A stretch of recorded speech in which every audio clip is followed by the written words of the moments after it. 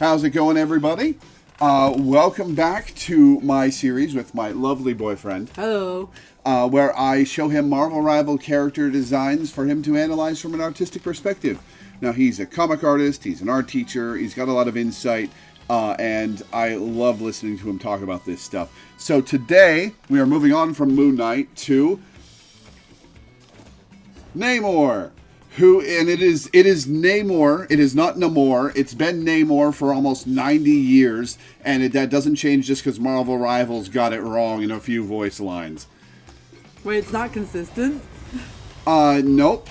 Some voice lines in this game call him Namor, and others, like the Fantastic Four, call him Namor.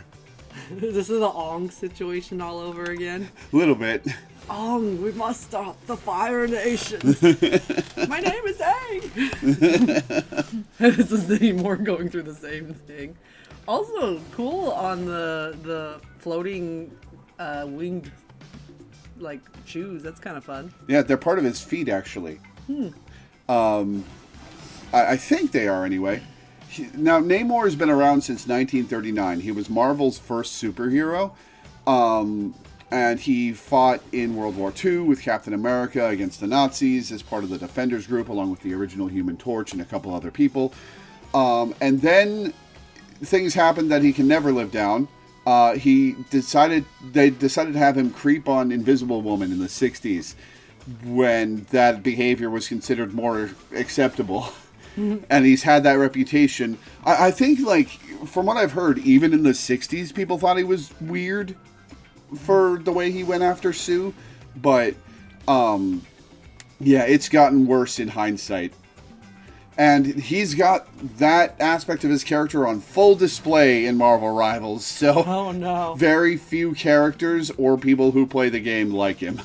I always thought he was a villain, honestly. He was sort of a Fantastic Four villain in the 60s, but... Or at least an antagonist, if he wasn't, evil. It's just that he lives in the sea and he's just like those humans. Yeah, he's declared war on the surface world a few times. I mean, it's justified, but calm down, Namor. But let's think of what they did with the design, because from what I remember, the design was very flat. Yeah, he's got a 5 head, and he's got slicked back hair. Black. And he's wearing a Speedo and not much else. Yeah, it's just black, white, if the comics in color, and then maybe there's a little bit of color on him. But he was always very stark and non-colorful compared to the rest of the superhero roster. So this is really fun design play on some of the motifs, because I always feel like every time you have to make an Atlantean type merman character, you run into the slight possibility but feeling like Aquaman, because he's sort of the de facto guy, water guy, Aquaman. Namor's from Atlantis too, so it's really hard to do that design without just bumping into. It's like when you try to make the Superman archetype and but you're trying to not make it the Superman. There's just a few characters that have such a strong resonance, and it's hard to play with that language. But I think they did a pretty good job, because I really like that they have some asymmetry going on. They're using kind of looks like shark teeth a lot in this motif, because I think he's kind of a more less likable character. He's got little sharp edges to his whole personality, so that's coming through in the design, and and in his face. He's got sharp edges to his face. Look at that. Yeah. And even just the armor being this chitinous, crab-like, pointy. So there's really not a lot about him that looks very friendly. Yeah. Then you have a kind of a classic trident, which I like the idea of making it a trifork, because it still has the trident silhouette no matter which way you turn it, but it has more of a three-dimensional shape to it that makes it different from the regular three-pointed kind of pitchfork design. I wonder if there's lore behind the eyeball in his trident. Yeah, I wonder that too. It's cool looking though. Yeah. It definitely gives him some unique personality. I think this would be honestly a pretty cool take to kind of revitalize the character and maybe make him a little more approachable compared to his longtime history. But I'm not I think you actually know a little bit more about his comic run than I do. My experience with Namor is in 3 sections. I know a bit about his start. I know some stuff about his 60s appearances with the Fantastic Four, because I read those comics when I was a kid. And I know that he was involved in the lead up to World War Hulk, where he was opposed to sending Hulk into space, unlike the rest of the group of people who decided to do it. And that's about it. That's all I know about Namor, really. I'm not an expert. All I can communicate is the stuff that I know. And the stuff that I know does not make him very likable, except for the Hulk stuff. And the fighting Nazis, I guess. But he's got that going for him. He's got that going for him. You just got to get rid of the sexism, but he's anti-fascist. Namor, the original Antifa. So we'll take him where we can find him. But I was noticing too, like, asymmetry from that shoulder piece, the crab armor going down to the leg, where it's another big patch, and then there's kind of like a little shoulder or like a little arm piece there. Mm-hmm. It's really, really tiny in comparison. I also like the colors. We have kind of this like navy, really muted navy blue, with some kind of sea greens and sea blues with gold, which blue and like blue, green, and gold and yellow. He is a king. Yeah, that too, but I just think like they're nice colors to contrast with each other, because the gold brings a lot of warmth back in. He also has a very nice kind of almost olive skin tone too. Yeah, which is very different from the comics.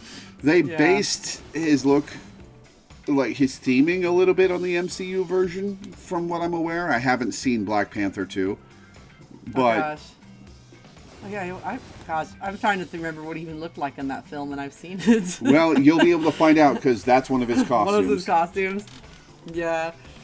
I wonder, because like when we talk about like people who live on the oceans, because we have a lot of like island nations that have kind of been run over in the conversation about how people are represented. So I kind of wonder if they're kind of pivoting more towards the darker skin tone, because it just matches better with a person who is going to live in the ocean or around the ocean. Because you don't get the lighter complexion when you start to live on islands and things. You only get that if you go up north and stick around in the snow where there's no light. Well, the thing is, he lives under the ocean. Yeah. So he shouldn't be tanned and dark-skinned. He's been spending too much time fighting the Nazis, okay? He needed to develop the tan to survive. But it also kind of... sorry, that came out a little weird, because I know they're going for, like, a Mesoamerican thing, which would be dark-skinned. I'm saying, like, if he's underwater, he wouldn't get tanned.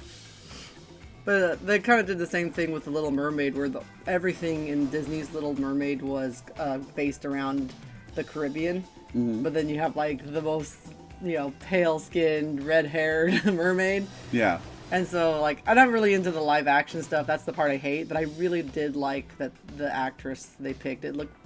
She actually looked really pretty. I just wish she was in a film where she could be her own mermaid or her own person. Not that because that they were changing the race, but because it was a soulless cash grab of a remake of a movie. Yeah.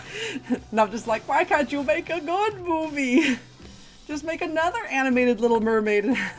Just do the thing with sincerity. And that's kind of like where some of these films do fail sometimes. It's like we do need those other voices in film and games and things, but then they don't actually ask those people what they think. So it's like, yes, let's take a character who's a little less popular and then give them the darker skin tone. It's just like, wait a minute. But I do love the look. I think it does look nice here. I just think about all the little threads of how they're connected and why. Because I think, we had like the fun where they did the Spider-Verse and we got like Miles Morales, and like that's awesome.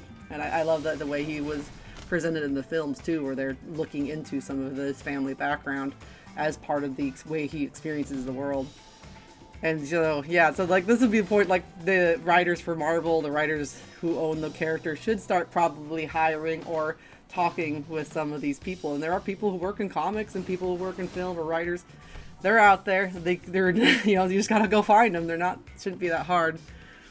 So they can, do these characters some justice. Mm-hmm. Although I feel like I went on a tangent that was not at all art. Not at all about the art. No. Yeah, let's focus on the art for a little bit. I just feel very strongly about that. But I do think the way they painted it and the color tone is really nice.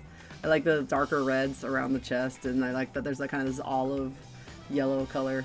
which when you're painting skin tones, there is kind of a bit of like, there's the overtones and then undertones. And so it depends on how the pigment in your skin is created, and a little bit of like I'm trying to think of what makes it give that color. But there's like some people have kind of like a blue tone underneath their skin, and it could be like, you can be pale skin, you can be dark skin, you'll have a blue undertone. It'll give your skin a little bit of a different look, and then there'll be a warmer undertone. So you can get, it's either going to be blue, pink, or yellow undertones. And that's, so yellow is where you're starting to get olive skin. Pink, you would get kind of that like more of a brown or warmer skin tone. And then blues would give you kind of those like cool browns.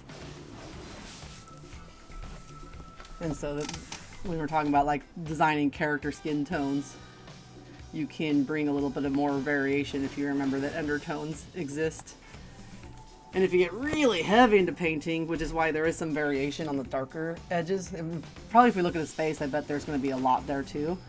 Because of where blood vessels rest in your skin and things, you start to get like cool undertones like underneath the eye quite a lot, and then it gets warmer in other places, and then there's less of the pink tones in other places.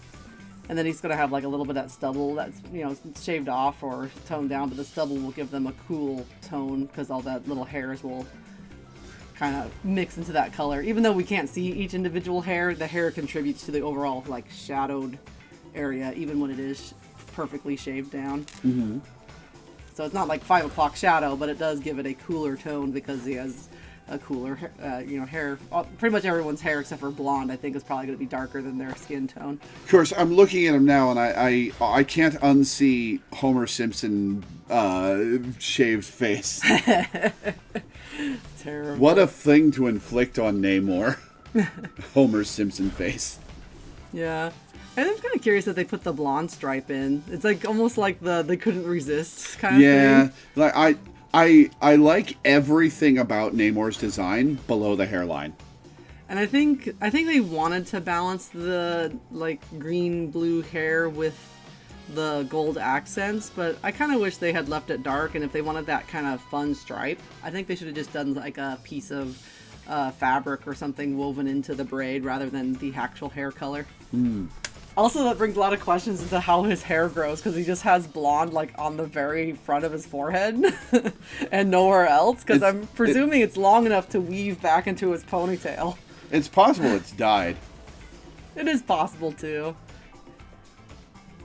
But I do find like that kind of interesting. I'm not sure if I'm in love with that. I can see him like pulling down a couple ropes of hair from his front, dyeing just those, and then weaving them back into those braids. That looks like what he did to me, but even the braided part is going to be way longer than that long bang, because that bang's only going to barely get underneath the ponytail. The other blonde hairs have to be like body length to do that. Yeah, he's very dedicated to fashion. This is his runway look. Let's see what else they kind of did that I can point out, if anything. There's a little bit of callback on the leggings to the armored side. They just did it as a lighter, kind of like layered leather motif there. There's a lot of big spikies too on his belt, like the way they're kind of layered and they're like crunch, crunch, crunch, crunch. Uh-huh. What's on the center of his belt? I can't tell what the medallion is. Seashell? Evil seashell? Evil seashell. Alright. I was trying to figure out. That's a huge belt buckle, too. Yeah. I wonder how many people have cosplayed Marvel Rivals Namor. I don't know. I also like that they did the fish scales on the trident. That's a fun texture. Mm-hmm. I think it works particularly well because there's not really a lot of other texture, but there is a lot of like necklace and jewelry and stuff. So I think they can have that bit of texture, and it kind of matches some of the lighter greens in the top. Are there barnacles on? There are barnacles on his armor. Oh yeah. You're right. Or a barnacle, or some kind of little swirly thing there. It's either a barnacle or like an ammonite fossil or something. I guess there's another one up here though. I guess it would be a barnacle because that's not rock, that's crab shell. Yeah, does he have them on the back too? Not just a couple in the front. Just these weird white ones spots. Don't they know he's a king? Barnacles don't care. I was looking at how they did the blue beading too. But the blue, that cyan blue, because it's a little bit close to the yellow too, and it's a lighter tone. I think it just fits with the rest of the color palette. So it's just kind of an extra highlight. And they're so small too that they won't be that attention grabbing, but they're a nice value match with the white shark tooth. So it's kind of like little, big, the necklace is like little, big, little, big, little. And then you have the big kind of sash part off the pauldron. It's like big, medium, little, big, little, big. So also kind of makes this nice shape too that kind of points back down.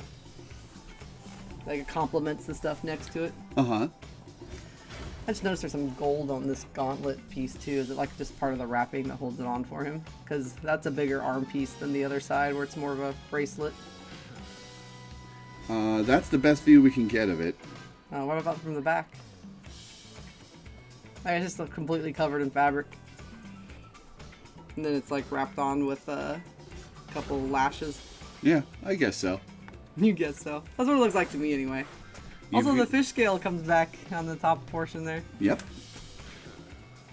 And there's a little bit of texture on the pants. But it's kind of funny though that it comes across mostly on his butt. Sorry, I didn't mean to giggle that much.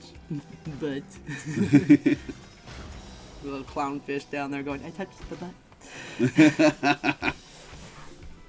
Which is interesting because it's just on the inner part of that fabric, because I don't know if it's on the leathery parts as much, or is it just really toned down, those leathery parts on the other side.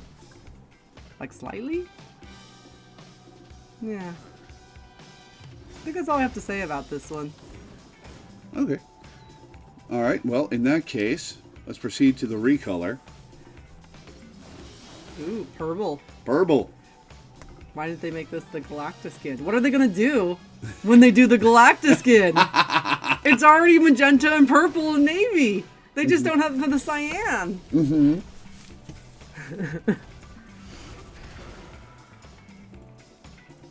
I think it's cool too that they toned down the yellow like by a lot, which makes the purple sit really nice, and actually I think makes a nice complement because they're not vying for attention via saturation anymore. So the purple can grab your eye, and then the gold can just be like a nice complement, and then pop all the purples forward. And then see the blue beads turn light yellow, which I think is again falling in that value range. So the blue is just really providing value. Hey, it's got barnacles on the bottom too. I just noticed now that's more contrasty. Yep. And then they totally cut all the yellow from his hair though, and just went with white. So I think the white would have actually looked a bit nicer than the yellow, because that just looks like gray hair. I think I would have liked that a lot if they put some gray on him. I mean, I keep trying to decide what they want this character to feel like, besides just kind of sharp and edgy. Because they could reinvent this character. He's been around for a long time, and I think unless you're a real comic book nerd, you probably haven't heard about him, because he just doesn't get a chance to really be in a lot of media, except for, like you said, they did let him do it. They got him an appearance in Black Panther 2, which apparently in my mind was memorable enough that I don't remember what he was supposed to look like. Although I don't think he was in the film a whole lot, 'cause I think he comes in like really late in the film. I know he's like the main antagonist, but like I don't think they actually get to him until a little bit later. But I've only seen the film once, so I'm not for sure how it went exactly. I've seen the film 0 times. I like the color of purple on the eyeball. Yeah, like it's just that brighter magenta purple. It's really warm compared to being on the colder purple. So it really punches it forwards. The eyeball's like, hey, what's that? What's that over there? Ooh, and that, and what's that? Ah! Point me at the thing over there so I can look at it. And then it looks like, ooh, a bird. But yeah, I'm thinking because like sometimes like when they have big muscular characters like this, like he is built. Like when they do a built character, they're usually trying to do some kind of sex appeal. So I'm trying to think like who is this character supposed to appeal to? Like, it feels like a specific kind of guy. And I just don't have the answer in my head. People who like Vulcans, maybe? Maybe. But, you know, maybe we'll just give him some time to cook. I don't know. Maybe we'll do something interesting with him. Because I think visually I like this armor. I like the design, and the colors are nice. Yeah. So Like, I love his armor. it'd be neat to see them play around with, like, what is this character going to be in the whole bigger world of... and is this like a future version, or like they cherry-picked him out of the time stream version? This is a present-day Namor, I'm pretty sure, but I've never had confirmation one way or the other. Alright, that all you have to say about this one? I think so. Okay. Well, you know what else is purple? Do you? Oh no, his Galactus kid. He does! Guess what time it is! No! Go back to the other one! No! My boy! He's not your boy. Let's not get ahead of ourselves. He's not your boy. He could have been, but not anymore. Oh. There's no... That is a disappointed grumble. There's no toned down purples anymore, so it's all just that medium purple with magenta and the lighter blue. And then cyan is there to just really... And that values thing I was talking about on the necklace is ruined, because now it's like light, medium, and instead it was like light for all the beads. So they ruined that. I don't know why they chose to put cyan just on the top corner of his pauldron collar, because now it just feels like it's trying to chop his neck off. The hair is okay, but his hair color actually already would have went with cyan by itself if he just like did a little headshot, just like zoom in on his head only, and like that would actually be kind of sick. And then there's nothing desaturated in the crab armor anymore, so it doesn't even look like crab, unless it's like some kind of fantasy space mutant crab. The barnacles are purple too somehow. Why is this color palette afraid of neutrals? They are in space. Usually the last place you'll see color, because there's no diffusion of light. The real pictures of space are black and white. There, I ruined it for you. They colorize them for depth. Real space is just white. Mostly. I guess the magenta color on top of the trident is okay. That's kind of nice with the cyan matching with the kind of blue there. I kind of like that. The skin tone again looks horrendous with this color palette. Pretty much anyone alive who's not gray or blue would look awful in this color palette. I hate there's no neutrals though, because the last outfit with the purples had like really neutral on the pants, and now I can't stop looking at his groin because there's just it's too bright. It's Namor. Maybe, perhaps that's by design. Maybe. And then like now it's like the belt just kind of points to this blank space because it's the only place your eye can rest, because everything else is so busy or so sharp, and I hate it so much. Why do you laugh at my pain? Excuse me. That's me choking him. The magenta as the wings is kind of neat. I wish there was more in the color palette that could support that. There's almost a line created with the cyan on the side of the gauntlet, but it goes to the neck, that piece that I said was chopping his head off, and then when you try to make a line with the 3 cyan pieces, it doesn't, not very pleasing because there's no rhythm to it, or like, because you can do a thing with line where it's like broken line, so you do like a dot dash line, right? And you go dot dot dot dot, and your eye will visually connect the dots as if they were one line. You can do that with more complex lines, and you create these kind of through lines or viewpoints, which I've kind of pointed out in other outfits before. And this one kind of is like up and down hair. Those poor designers, they never get a chance with this color palette. Also, now it makes the leg armor look like it's a like a barnacle itself attached to his leg. Like the whole crab armor is like a barnacle attached to his pants instead of a piece of his outfit like it does in the other ones. So thanks. I hate it.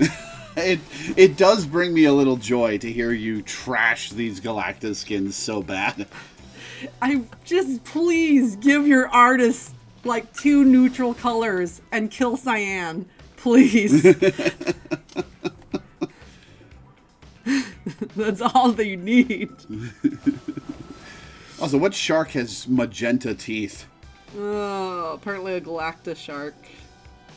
Oh no, that's what Jeff's gonna look like when he gets a Galactus skin. Oh no. And so it's like, I hate it for another reason too, in that I think like Galactus and Galacta as a character are like really cool as concepts, like these big world eaters, and unfathomable creatures, and then none of this says that. Like, not even, I can always keep telling them too when I complain about it after we're done recording too, because it bothers me that much. Like, because I'm thinking like, the original color palette when I think of Galactus, and Galacta is obviously based on him in a way, like she's derivative, that, his thing was like dark purple, navy, a little bit of magenta, and it was like very dark, starry, and threatening, right? And the way the comic books made it. And the comic books when he came out were like not a lot of colors. They were like, they did comics like characters with like 2 distinctive colors because they didn't get to choose extra colors, and they wanted that character to not be confused for anybody else. So they were always like, that's why Hulk has the purple pants, because like green, purple, that is Hulk now. And then be like orange, that's the thing. And then they'll be like, whatever series you're in, those colors were meant to be a quick read on who is this guy in the panel I'm looking at. And so when you have that character, like, and they were playing with concepts too of like every society was supposed to see them differently, and it's like, I wish it had a little bit more starry, like they could do a starry pattern or something, like deep space. Like the hole in the world effect? Yeah, like something like that. Give it a color palette that isn't awful.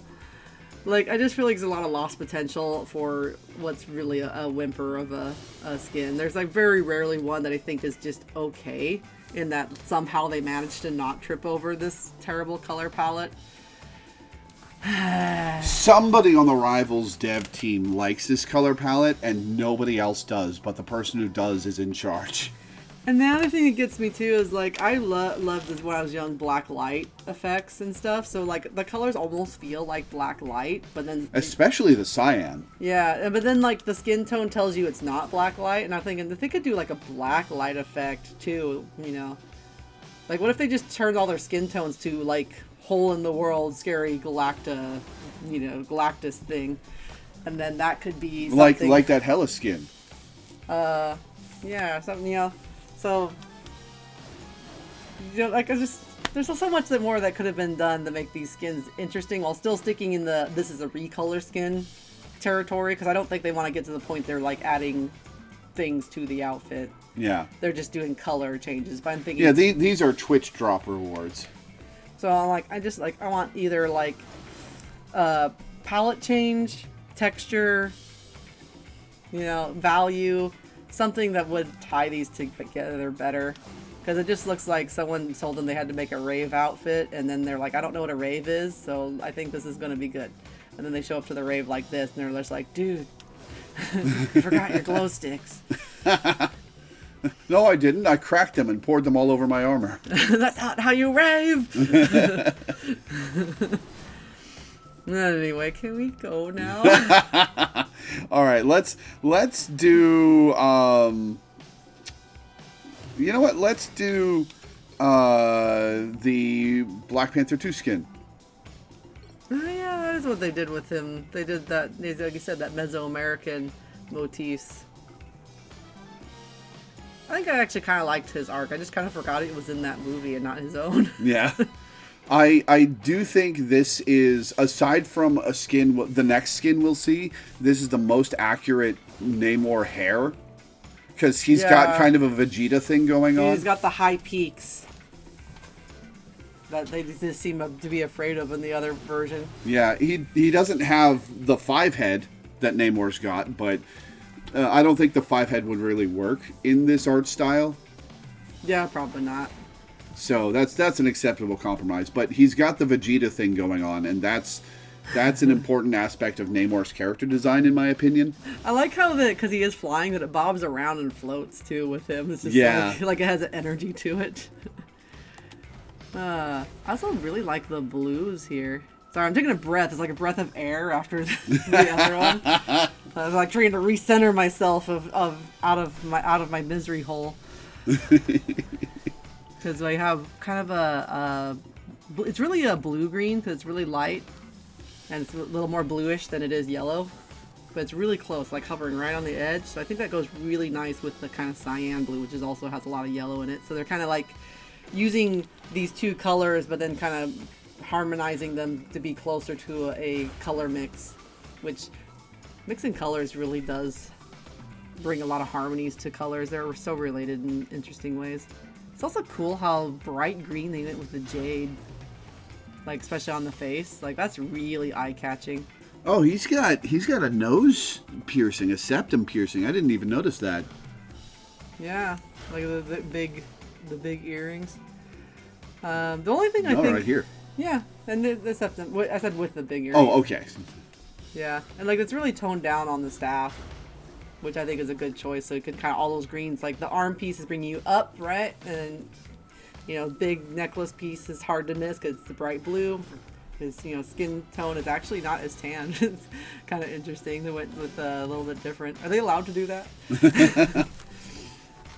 I guess they're going closer to what the actor was looking like. Yeah. But I quite like a lot of stuff about this one. I also like the patterns they're adding because there's like this blue pattern on the arm piece because it's kind of similar to what his base costume is wearing. They have a lot of the different motifs from some of the ancient artwork of Mesoamerica. The only part I think that I'm not as in love with is there's this weird thing with the belt where the shape of the belt it's like repeated with that big like double square big like top piece, but then it just points directly to his bulge. Like it's a picture frame almost. And I'm just like, did it have to look like that? Presumably it's what he looked like in the movie. Yeah, maybe I just never noticed because most of the shots, are from far away or from like the waist up. I do like the side of the shorts or pants having this cool like pattern on it. I think that's cool. It's like this arrow pointing up again. Yeah. But then you also kind of have almost like the open maw. Like it's not really drawn as a snake, but it reminds me of like the same shape as the snakes on his chest piece, where the mouth is just an open triangle. Yeah. Because it's in that art style that happens with like a lot of ancient civilizations, where everything is drawn more pictorial and flat. Because they're more interested in the concept or the idea of the thing they're drawing than they are about the realism of the thing they're drawing. Which is like a thing, like depth as far as artwork is a thing that comes much later in a lot of art history. Which I think is really cool because there's just such cool values to both styles, and I think we've gone back around, like, because we hit the modern art age, and everyone was like, okay, let's deconstruct all that classical art from Western art, because unless you lived somewhere else that was not Europe or the U.S., like they just never forgot, mm-hmm. Like Japan, China, India, and most of Asia. Russia was kind of doing their own thing, but there's some insane Russian painters. Anyway, I am going on a tangent. Art! Well, at least this time it's an art tangent. Yeah. Yeah, my art tangents are less angry than my societal ones.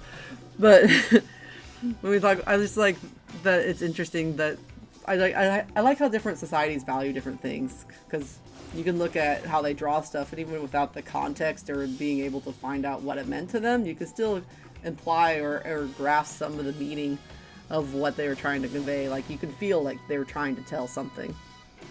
And that's just the thing with culture. Like, culture, we grow up, we learn things that are familiar to us. We talk about how culture and, like, visual motifs make sense here. So, like, they're using the Mesoamerican motifs to give this character a sense of history.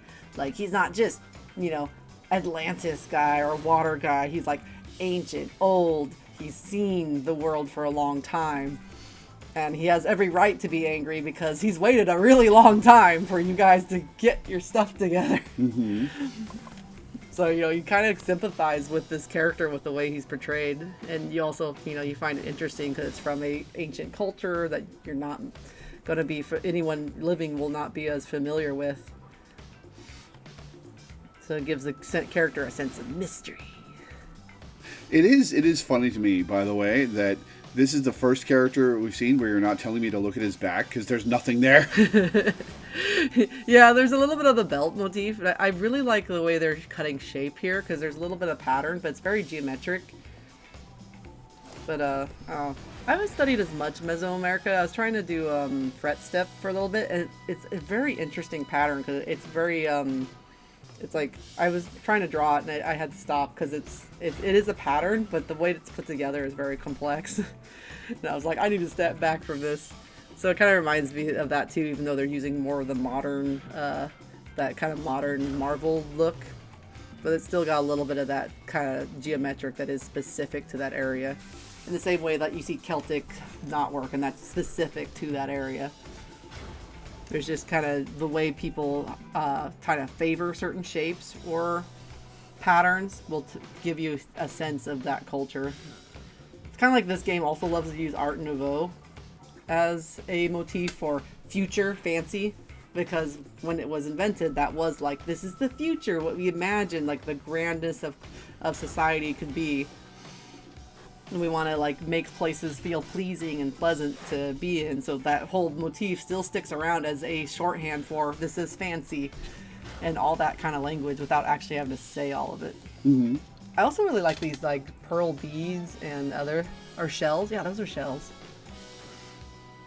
That's a nice, I like that as a nice accent, because I think jade, being as jewelry, we still kind of see jewelry as stonework, but I love the natural beadwork there. Makes it feel like kind of like Islander.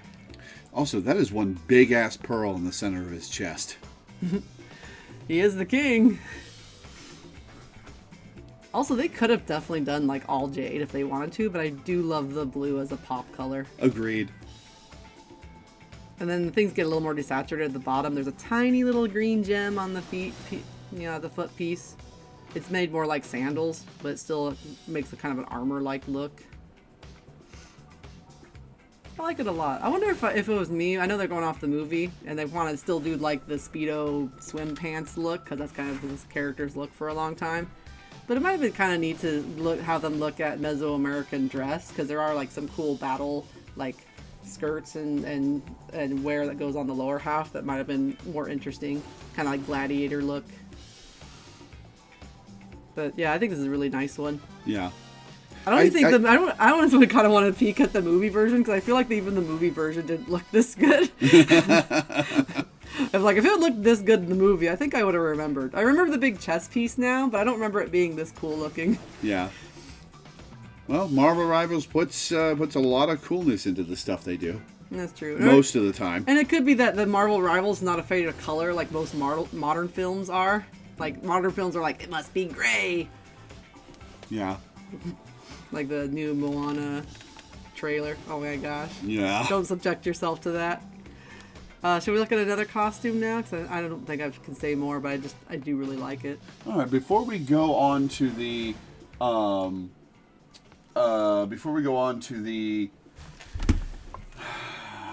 other skins? The comic skins. One sec. Let me make sure of something. Let's look at his Halloween skin from last year. Ooh, is it spooky? It's Day of the Dead themed. Interesting.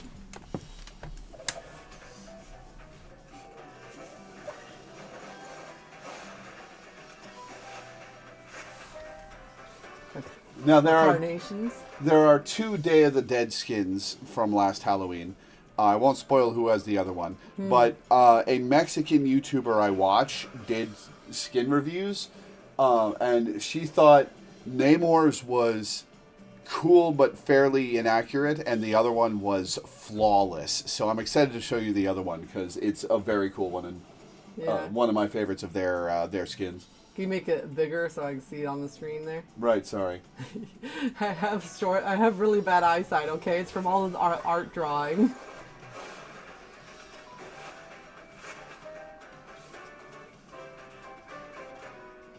Someone just grabs the flowers.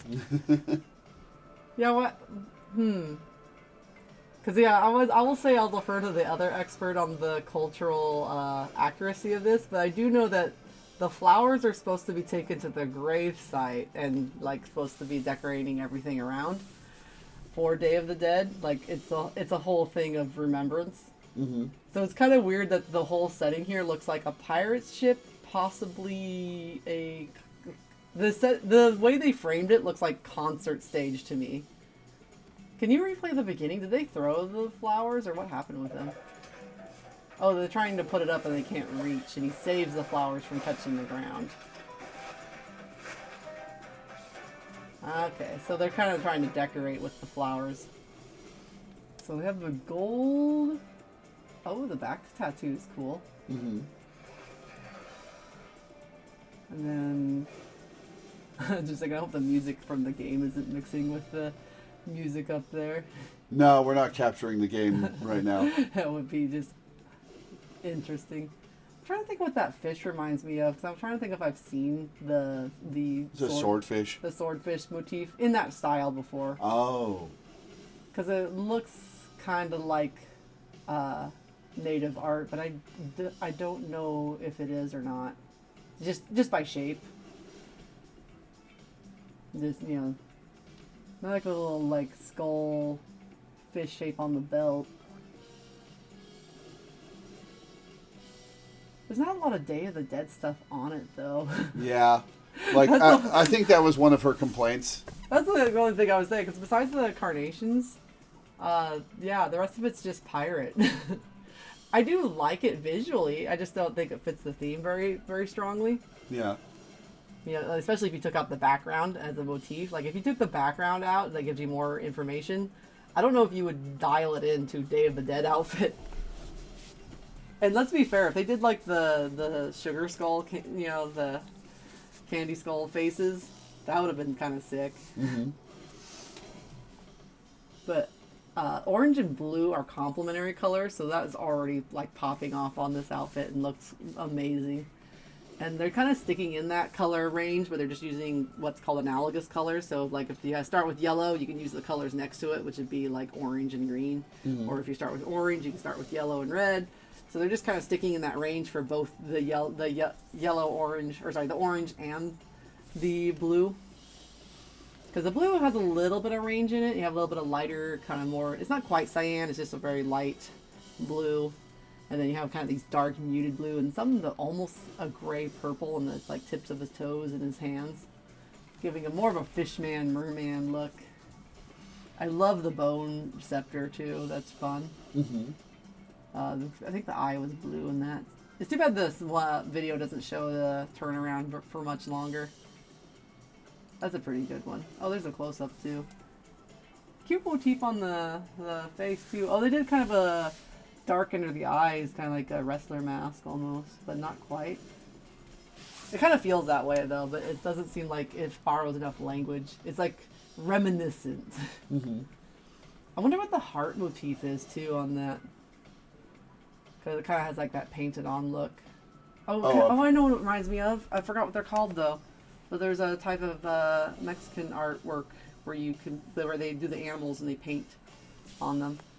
It kind of reminds me a little bit of that. Because they do these little repeating designs and they're like really dense and a lot of polka dots. I wish I remember what they're called. They're really adorable. I used to, my family used to be California, and when I was really young, we had one that I think was a dragon. I remember had little wood wings that could poke into it, and we had a second one that was a different animal, and I loved the heck out of those. I wish we still had them. I have no idea what happened to them. I was a good kid. I took care of my things, but either time or something else happened to them, which is a shame because they were so cute. Yeah. And if you get the authentic ones, because there's a lot of knockoff ones, I don't know if ours are real. I really hope they weren't, because that would be horrible to lose them. But they're kind of considered like almost like you keep them as a the word coming to my mind is totem, but it's not right. More like a charm or like a like the movie Coco used it as like a guiding spirit. That's what the dog was in that film. But you're supposed to keep them, and they're like kind of like good luck, and they can actually go through families where they keep the same one. But it's like a small village that makes the authentic ones, and a few other craftspeople that do it. They're really cool. And I'm sure someone who knows exactly what I'm talking about will just scream the name in the comments going, why? But they are very cool. It's a Mexican folk art. Go look at them. They did have Blunt Skull, but again, not very Day of the Dead styled. It's just kind of the generic scary skull with a little bit of colors on it. Yeah, the person who was doing the reaction that I mentioned earlier, again, she thought this was a very cool skin that was also very disappointing. Yeah, I think if they were like doing a pirate theme or something, this would be like, hell yeah.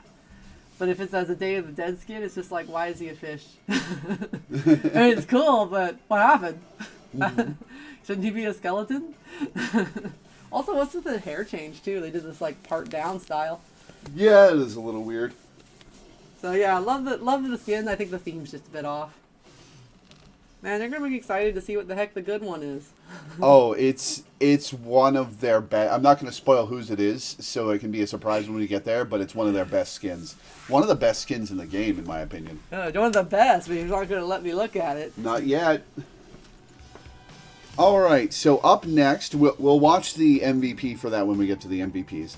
All right. Up next, how about the comic skins? So we'll start with the Phoenix Force skin. Ooh. I do gotta admit, the new hair is kind of fun, but I do like the high Widow's Peak. I don't think it's represented enough in character designs. Like, we have Vegeta and... who else, right? Yeah. Like, we just need more evil men. But, yeah, this is one of those color palettes where it's like you're doing charcoal black with all the shades of red and gold. You can't go wrong, hardly. Yeah. They're just kind of an interesting shape with his body, too, because they're really cutting out the Dorito of this man. Because it's like big triangle, you know, like V shape going down, gray V shape, red H shape, and then it brings you back up so you don't just fly off the whole body. So it's a really fun cut that I don't think we've seen quite a lot exactly like that. We've seen some similar cutouts with the colors, but that was pretty fun. I like the little wings too, doing the belt shape without actually having a belt on the costume. Mm-hmm.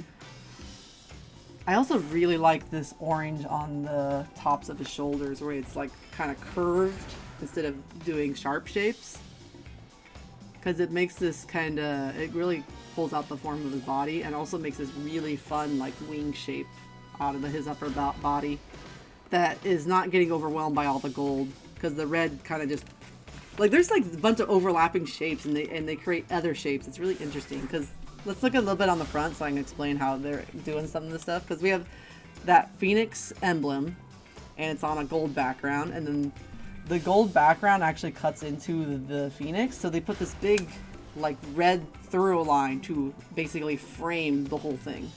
So they frame the Phoenix, so they touch the Phoenix wings again, and then they frame that around the shoulders where that curve I was talking about happens on the side. So if you spin him, you can see like how it curves around, and then we have the backs of the Phoenix wings are part of his shoulder blades. And then they're surrounded again by gold, so we're really creating these bigger shapes. And since the gold is such a color match with that brighter orange, it's really only separated by saturation. But it is separated. It doesn't just blend back into itself, but it's not of a high value contrast. And it's just a little bit of subtle contrast. So the biggest change is that red stripe and then the dark orange points. So they're kind of picking and choosing. So they're putting like the dark orange points to be the end of that red stripe that they didn't finish. And then the front is having kind of the similar thing. If we go back around to the front, using the darker oranges around the edge, so it's like underneath those pauldrons, so they pop forward. And it's like logically it makes sense too, because it's hotter in the middle, so it's brighter yellow, but visually it's just really nice too. Why can't Galacta have nice things? I'm still hurt about that. The red on the top too is like a little bit less bright. I think probably to let those other colors, the yellow and orange, be the brightest color. Because if you look on the pants, red, it's crimson. It's, yeah. It also fits nicely too, because it's going to make the top of his outfit feel glowing, because bloom or light from the glow of that Phoenix emblem is going to wash out some of the neighboring colors a little. And light is a whole thing in art that you can do so much with, and it affects color so much. And so when you get to like those like top tier illustrators and artists and filmmakers and stuff, they have a master's understanding of how light is going to affect colors, because there's bounce light, there's bloom, there's your eyes adjust to looking at certain colors. So if your eyes have adjusted to looking in a light environment and you look down like a dark cave, you see less values in the dark cave. And if your eyes have adjusted to the dark and you're looking out of the cave into the light area, you eyes are picking up all the dark values in the cave, and you have less value scale outside of the cave. So all those white light values are going to seem like there's less of them. And so I feel like the fire effect is used really well here. And they're probably not lighting it like in an engine or anything. They're just coloring the outfit to mimic the light that they're expecting this character to be emitting. And they probably do that a fair bit on a lot of other costumes too, because it's, you know, economy in a 3D model, because you can model all this stuff, but you can't light all of it or polygon all of it. You have to be a little conservative. And so there's all sorts of little tricks and things. I still think one of my favorite things that have come out in 3D models is just using 2D textures and 2D animations, because now you can have animated stuff, and just having that be like an effect or flame or thing that moves on the model. I think it's brought in a lot of life and interest to the way shadow reflections and stuff work in games. And clearly, you know, you can have like the top rig of a computer and you can do insane stuff with 3D, but that's not the average. And I just love the things. I love it in animation too, like the shortcuts they do to make things look cooler than is actually possible. Mm-hmm. So we got, there's a lot of, I think the gold's a little bit lighter and brighter on the top too, but that's just kind of their standard. Everything on the top is always brighter or saturated, and then it kind of there's a fall off, which kind of follows loosely, like if you're having a character lit by the sun or a light above, then the bottom half of the body will tend to shadow itself at some point. And so legs and the you know, parts of the lower torso and under the arms are just going to be less colorful. The staff is interesting too, because they did like, I'm trying to explain what they did. Because it's the same model, but they did this, it's very dark red to a little bit lighter, and then we have light in the middle with all the yellows and the orange eye and things, and then we go dark again, and then really the red on the end, which red... Blood red. Red value-wise is not very bright. If you put all the colors in scale, yellow tends to be the brightest and like lightest, and red will be dark, even if you pick like the brightest red you can find. So unless you're doing like neon red or something that's already kind of higher in value, red is going to be about medium to light or medium to dark, depending on which shade you're choosing. And that can work really well, because when they have all these charcoal colors, that charcoal value-wise is very similar, maybe just slightly darker than the red if you were to like grayscale all these colors out. So then you still get like these nice values of like light value across the shoulders and the chest, then a little bit of light value across the middle and the sides of his legs, and then a little bit of light value on the center of his cool staff, which has the cool eyeball wiggling around. Also, it's kind of fun too, like they always have the gloves, but it seems like they can't resist. More gloves on this game have the little knuckle buster, like protector things. It's like they can't resist unless it's like a dress glove. They're like, it's a superhero, he has to have the thing. And then it's even rarer, like unless it's one of those ninja, like must be black type characters, they're like, nope, we're gonna have little jewel pizzazz on the knuckles. Mm-hmm. I couldn't blame them, because I don't think I'd be able to resist too. There's just something about small patterns of tiny little details that just artists are just like, yes, bloop, bloop, bloop, bloop. Also, the red on the elbow is kind of almost purpley. There's a little bit of purples painted into the other reds too. I just accidentally highlighted his cake, by the way. Yeah, I was like, he has cheeks for days. Maybe we do like Namor. No, let's not get ahead of ourselves. Okay, guys, it's too much work. We can't fix him. But I do like the cut of this outfit. It's really fun. Also interesting, like if you think about it, like let's give the ocean superhero, checks notes, Fire Phoenix motif.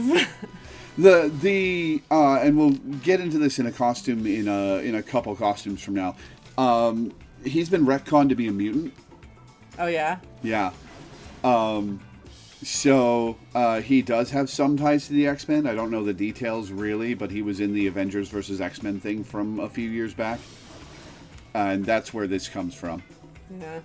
Yeah, kind of Marvel-wise, I think that kind of makes sense. Because I think X-Men already kind of toyed around with the idea of like mythical, supernatural characters being really mutants from the history, and then some of them are like immortals; they're still alive in modern day.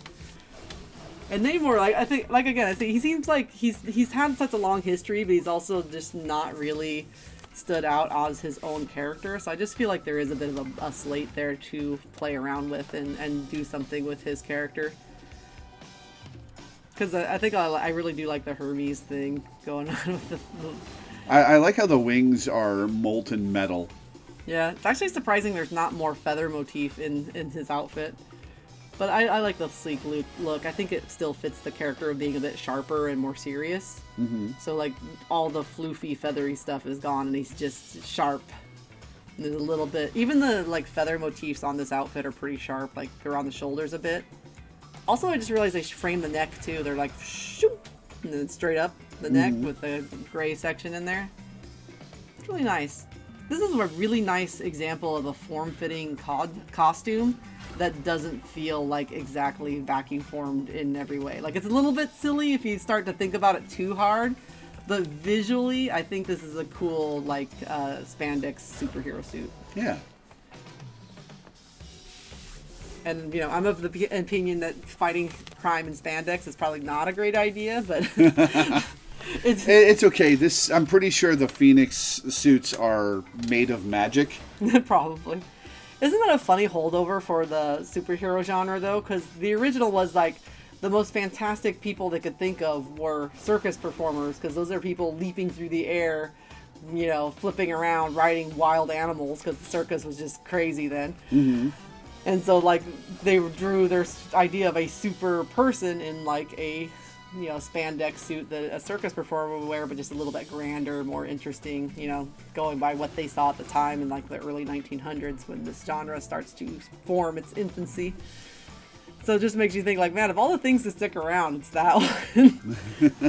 And there's been a lot of, like, the Rob Liefeld pockets everywhere thing happened for a while, and, like, there's been a few trends. One sec.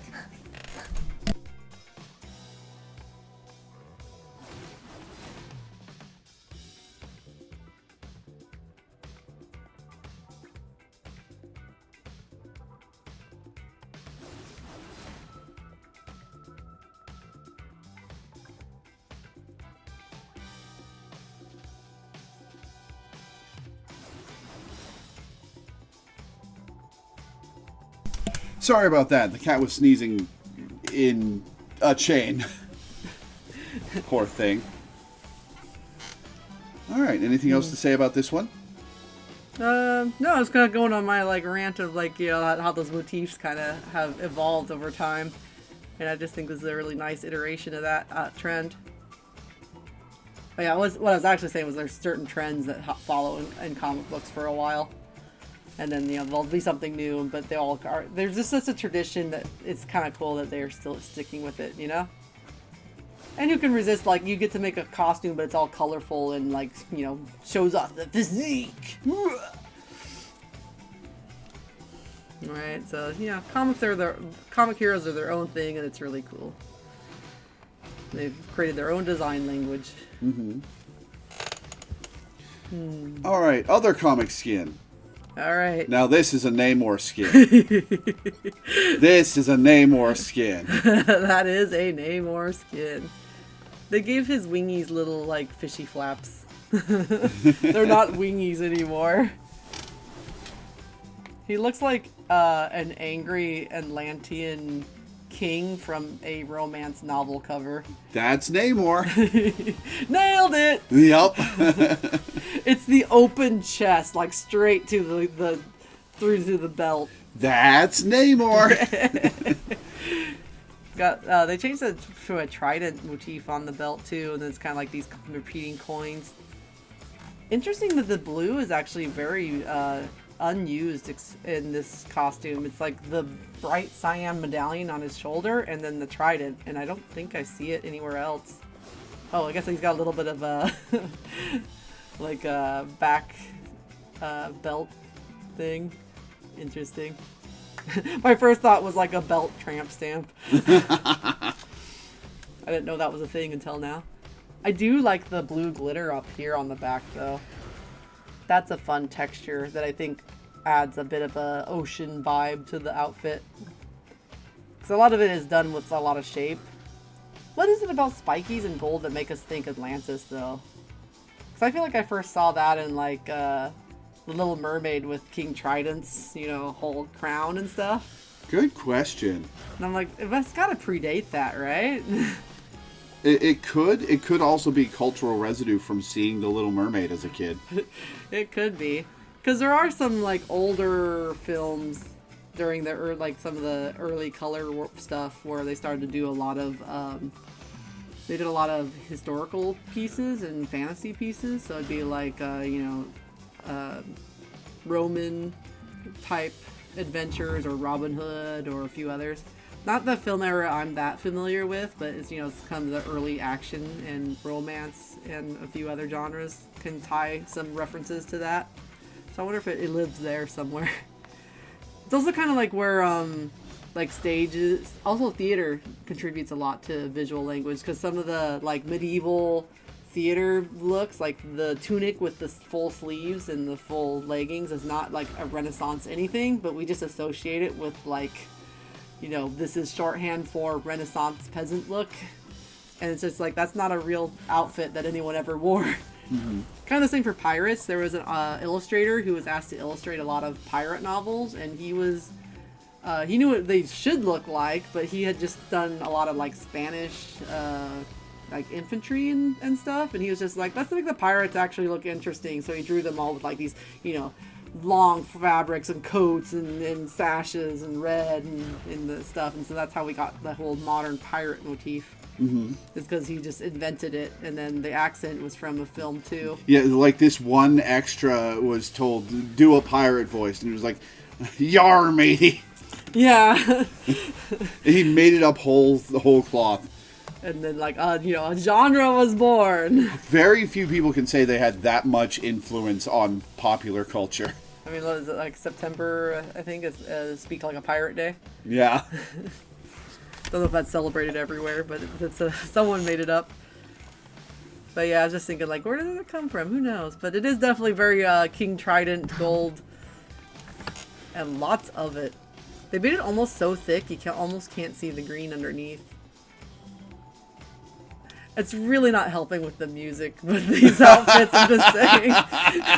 I thought we'd use the new season's music this time. We can go back to the season 2 music next time. There's just something about that. When you're looking at, like, a very... At this V-neck? Yeah, like, this very, like, 60s, 70s sexy man outfit. Focus. There's kind of a cool thing they're doing with the vest and the pants with the green versus the gray, where the repeating lines on the boots kind of look like waves to me, because there's like little swishes in them. Mm-hmm.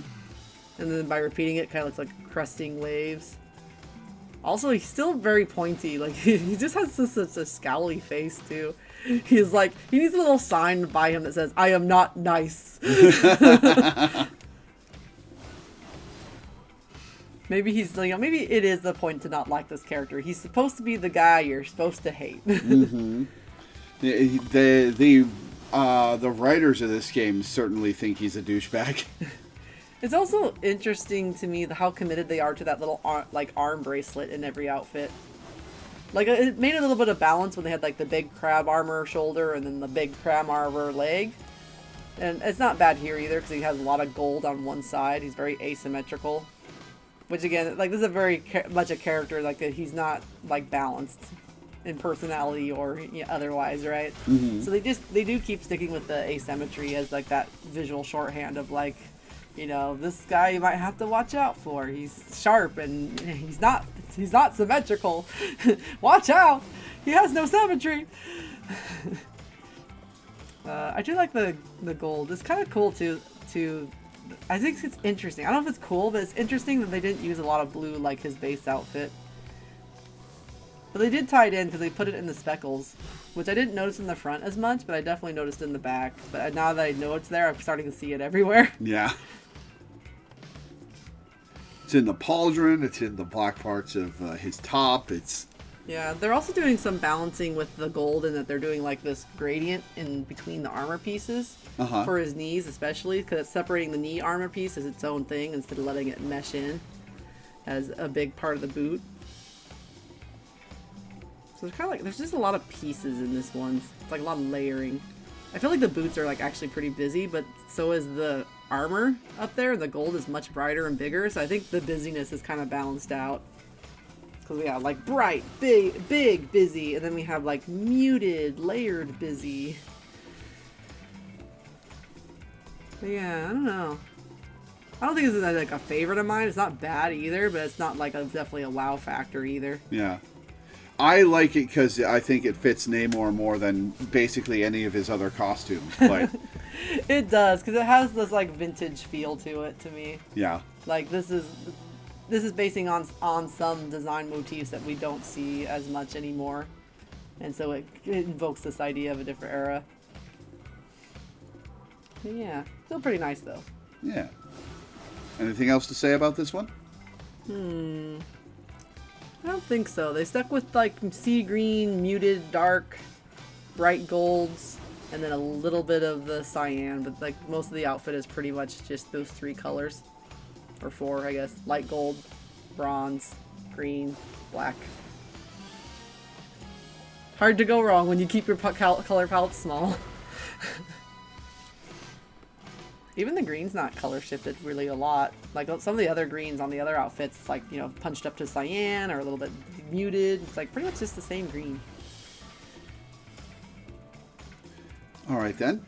Up next, back in season 2, which was the X-Men season, well, the first X-Men season, 3 characters got a retro X-Men themed uniform. Psylocke, Magic, who you've seen, and Namor, who is black for some reason. What? I have so many questions about why they keep changing this man's skin tone. I know. It's like everyone wants to reinvent the wheel for him, and they can't decide which wheel he should be running. His skin tone isn't that different from some of his other costumes, but he's got, like... the curly hair. Yeah. Yeah, so it's like... he could still be Mesoamerican, though, because you have, like, from the colonization, so you have a lot of mixed race. So, you know, heritage-wise, it could still make sense. Is this supposed to be Namor? Could it be like a son of Namor or something? Nope, this is Namor. Explain. In fact, in his blurb, he complains about wearing too many clothes. Oh, no. Man, they did him dirty then, because I think like the Beast, because sometimes only wore like the pants, right? Yep. Yeah, so like it's allowed in the X-Men. They're just giving this man a hard time at this point. To be fair, Beast is already blue. Okay, so that's the metric. You have to already be blue. Nightcrawler's blue, and he wears his whole costume. Nightcrawler has better fashion sensibilities than Namor and Beast. Okay, we'll put it. That's the rub right there. What is it on the side here? The side here is like a whole triangle. Oh yeah, huh? Yeah, what is that? Weird. They're like, this man needs fish. It's like a tree fungus growing out of his side. That one's kind of weird. I was gonna comment on some of the other stuff I thought was good first, but then I saw that and I was just like, wait, what? I never noticed that before. Now I can't unsee it. Because even the way it's attached to the costume looks like it's a sticker. You know, it's like it doesn't have any cohesion with the costume. Because I thought it was just going to be like a line, but it's actually like jutting out. Because he has a few on the hips, but they're more like a shape. And they look like they're more cohesive. But in any case, I was going to say one thing I enjoyed from like the far out shot is that lighter blue line throughout the whole costume, because you have it through the chest and then down the sides and around, and it's like wavy too and curved. I thought that was cool because to me, with the other blue, it gave this ocean feel to the character. Mm-hmm. Which I thought, well, for this particular character is a great design choice, because how else are you going to get ocean out of the X-Men traditional costume? Yeah. So I thought that was a very clever use of color and shape, and the way they use the wavy line. Because regardless, he's been pretty pointy otherwise, so using some curved lines to do ocean motif I thought was cool. I think it's supposed to be some spikes that make it feel like a swim, like fin on it. And, like, I'm not sure, like, I think the yellow one is better integrated because the shape feels like it's going up the leg with the shape of it. The one on the side, I think, is mirrored with the neckline. There's some on the top, too. But the ones on the neck are on a gray background, so they look like they're part of that piece. No. What if it's an X? Oh, no! So let's look at this. Quick, look at the back. But the way they kind of are not attached to anything else gray makes me curious. Yeah. I noticed that the eye is an X on the staff. Oh, yeah. So there's your hidden X. Big, large X-Men belt. The pauldrons are a cool idea, too. They're also like a big pearl with kind of a curved motif. A little sharper, though, because they have like kind of the pointiness to it. I do love the curly hair and the way they cut the hair too, with like an X on the fade. Mm-hmm. Man, I'm really stumbling on words right now. You also have a bit on the back too, it's like the V shapes. Those must be such hard hairstyles to keep maintained though, because whenever your hair grows out, it's like, there goes this shape. Mm-hmm. So I think like it's modeled really well. I don't know why. I love it though, but I do want to know why. Yeah, why is the question about several decisions on this skin? Because like visually beautiful, but also it's like, wait, what? How did this happen? Why is this character keep getting hit with the change the character's race beam so often? And have they not done this with a character before? Because I know they've done some where they kind of pitch the skin tone like more tan or down, like, but I've never seen them go like, this one character model has like different racial features. Like, he's clearly a different race Different skins. Across several skins. Like, he's been white, he's been black, he's been Hispanic. Like, what is going on here? Yeah, and I think I want to know when they did the Mesoamerican, because I feel like that's a retcon too, but I really like that. It's not in the comics. It's not in the comics? He was Mesoamerican from the 1930s? No, he's Atlantean. Atlantis is by the Mediterranean. Yeah. Yeah, Mesoamerica would be South America. Yeah. I know. He has not been Mesoamerican in the comics, but in Black Panther 2 and Marvel Rivals, he's Mesoamerican. No, I asked the specific question of when did they retcon him to be Mesoamerican? Black Panther 2. Okay, thank you. Then the way you phrased it the second time made it said you said it the whole time. Or something along that line. We'll check it in post. You confused me. Because I was thinking, I feel like it was recent, and I wasn't sure if it was a comic book thing, because comics change a lot of stuff really quickly. No, it's an MCU thing. So it's an MCU thing. Because I think that was an interesting re-exploration of the character, and I think it'd be neat to expand that. But if they keep doing stuff like this, where they're just like, nah, actually. Yeah. Then it's like, well, where are we going with this character? Which is a shame, because I think this is a really neat costume. Like, visually. I love that it is African. I think that's a cool design, but as far as, like, you gotta have the narrative, the character be something. So, basically, yeah it's... I love the design choice that he's black, but why is Namor black? It's like they're doing the retcon exploration in real time in the game. And it's just like, wait. If this weren't Namor, this would look awesome. But it's Namor, so it's just raising questions. Yeah, because like when you make it Namor, then it's going to carry all the baggage of Namor with it, and then you got to tell a story with it to make it mean something.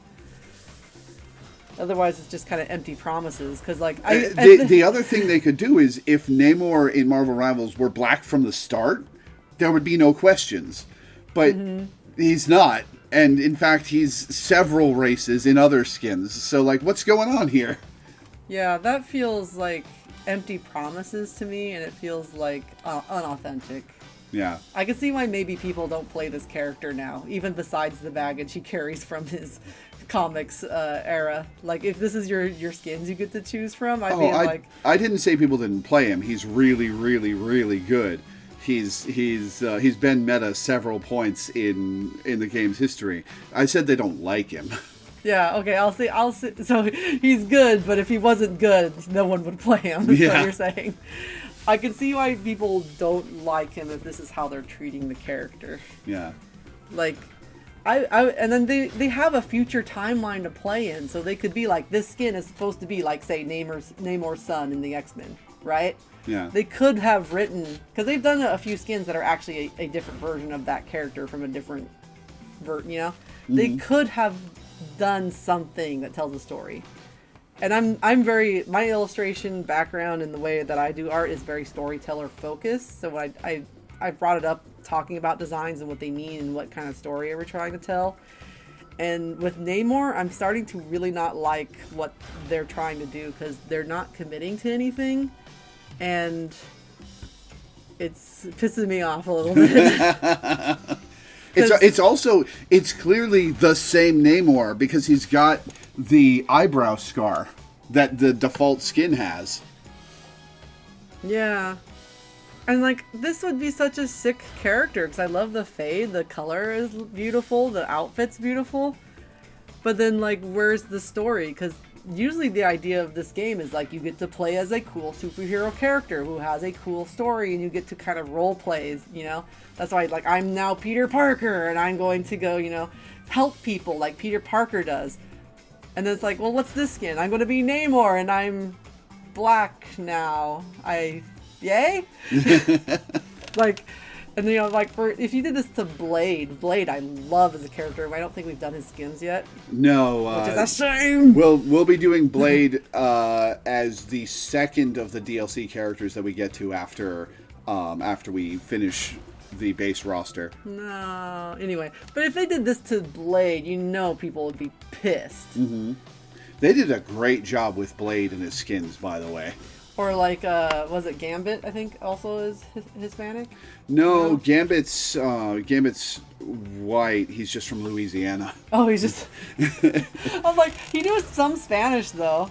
I thought. No, he's French Creole. French Creole. Oh, maybe that's where I'm getting some of the, because like Creole also had a lot of African descent with French. Yeah. Wrong colony. God, it's hard to keep track of them all. Spanish, French, Portugal, Britain. Mm-hmm. Damn them. But again, like telling a story, right? Like I know there was supposed to be some kind of story with Gambit because despite some of his earlier iterations that I'm more familiar with from like the TV series, they're starting to focus a bit more on that French Creole aspect because they're starting to include that more when they do depictions of him, like the last Deadpool film had him in it, and I think they focused a little bit more on that. Apparently he was, I haven't seen Deadpool 3, but apparently he was delightfully unintelligible to anyone who isn't familiar with Cajun accents. It was amazing.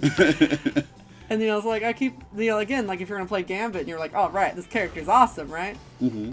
And so like it's getting I don't know if I can even put the right words to it. It's like a feeling. You're just like, I don't know what they did wrong exactly, but something is not being done right.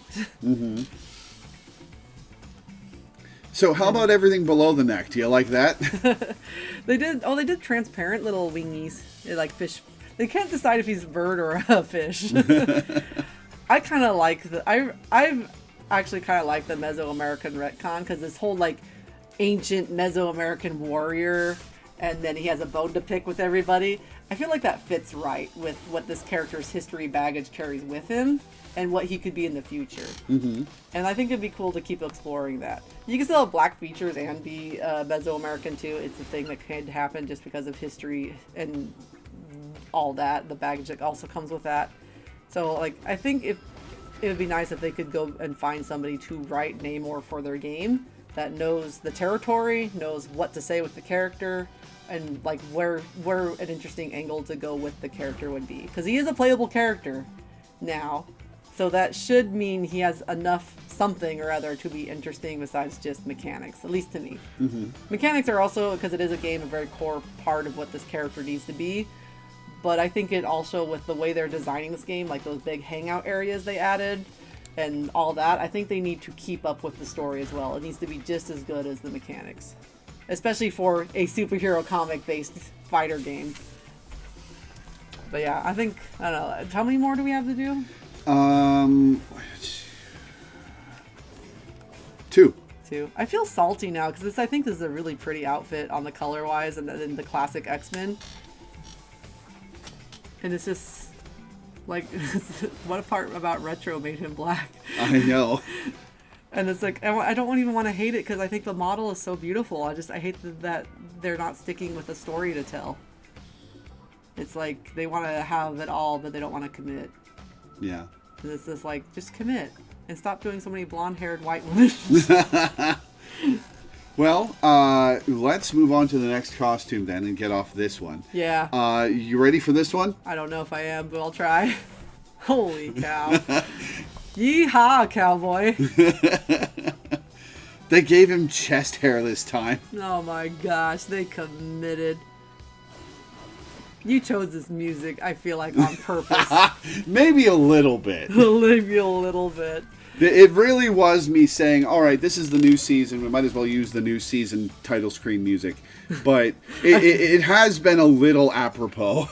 I should have done this episode last week. It's like, ba-da-ba, no, because then we wouldn't have this costume because it came out like 2 days ago. Oh my goodness.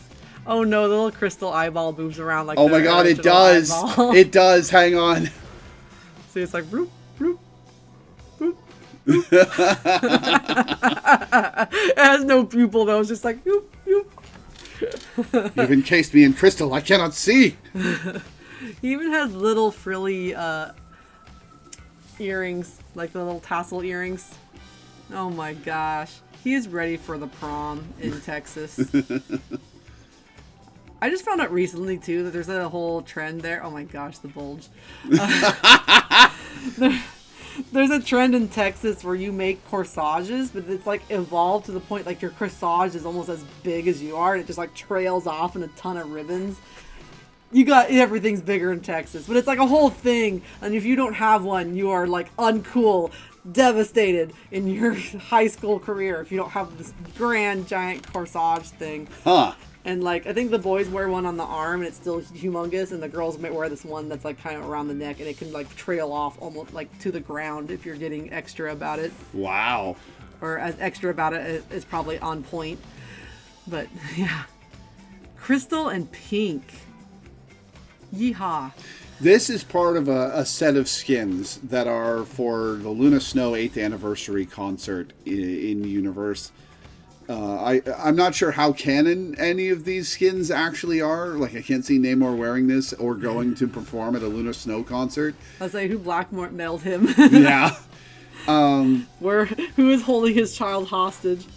But yeah, there's a bunch of these skins that have come out in the last month or two. And I complained for a while. I don't think on these videos, but I've complained for a while about Luna Snow and the favoritism surrounding her, like with skins and with all sorts of like being featured heavily in the story and stuff, because she's basically the creative director Danny Ku's pet OC, and she still is. But I had been complaining about nobody's going to celebrate an 8th anniversary, but apparently that's like a Western perspective, and 8 is a very lucky number in China. So it actually makes perfect sense that they do a Luna Snow 8th anniversary event. Yeah. So It's still annoying, but it's not bullshit like I thought it was. It's kind of neat, though, in some ways, because it is a Chinese company that develops the game. You start to learn some cultural stuff that you didn't know before. Yeah. And then I love the Chinese New Year skins. I hope no one convinces them to stop making them. Like, there's only one New Year every year. Can they just let them have a few? Yeah. I think it'd be actually extra cool if the New Year themes were themed after the animals. So, like, we just had dragon and snake, and I think we're on horse.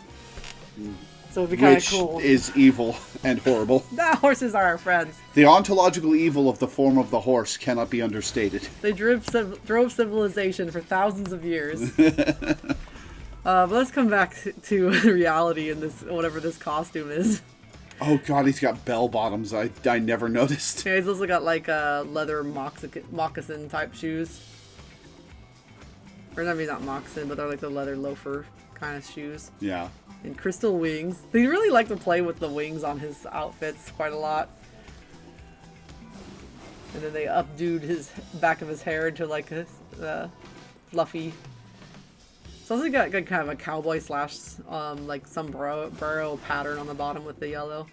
I don't know if that's actually updoed or anything, because like my hair naturally does that, which you wouldn't know because I haven't had it that long since you met me, because I've been balding for the last 15 years. But like my hair will do that naturally. Where it'll just curl upwards. Yeah, when it's that length, yeah. Are you really telling me he's dressed to the nines like that and he doesn't have a little bit of product in his hair? Okay, fair. Fair. But I was going to try to jump into the color palette a little bit, because we have kind of like cyan, light blue, pink, and yellow. Kind of CMYK almost. Mm-hmm. And so we have two warm colors. Yellow is pretty much next to the pink, which is just a lighter shade of red. And then everything is contrasted by the blue, which is very light in value. It's the lightest value color they're working with. And they like to do this a lot in this game. They start to pitch colors that are similar. So the trident is turning green on the tips of it. And to harmonize too, all that blue is because it is crystal. And they want the crystal effect. They're pulling a lot of pinks and greens back into the blue as well. So that it's really sitting nicely with all that pink. I like that there's little tiny things too, like little buttons on the trousers. Mm-hmm. And his medallion is it's a disco ball. Part of me, like, because it's a disco ball, and there's like the two little swishes and the two little diamonds. It almost feels like a sea turtle to me. Which would have kinda, yeah. And the top of his hat is like a plume, almost like a wave or feathers. Also, the way they cut the front of this outfit, they went big in shape, but it's also very jagged. It is symmetrical though, so one of his few symmetrical outfits. But it's kind of cool, like, because they brought in the front of the collar with this like disco ball shaped round shape, and then the necklace goes over it. And then they did like they're kind of big triangles, but then you cut more shapes out of it. So you make 1, 2 triangles. And then they start cutting out the swishes, so it has this kind of curve, like curve out, flame, curve out, floop, floop. Mm-hmm. And then it kind of brings you back to the face. And then his whole neck is collared by that blue. So we just create one giant blue shape. And I just realized it is still asymmetrical because he only has one giant pauldron on one side. Yep. I almost didn't catch that because then he has like the cape on that side with the chain. The cape is an interesting shape too. And they have that like that waffle crystal texture on everything. I like how the cape hangs though. Creates a fun shape. It also balances well with the trident. Mm-hmm. As far as these big blue shapes that are all pointy, similar shape language. He even has little crystals on the pink too that shine in certain lights. Oh yeah. Can you imagine though, like, I know some of the outfits are out there, but you're playing your game, you're like, rah, rah, Hulk smash, and then this asshole shows up.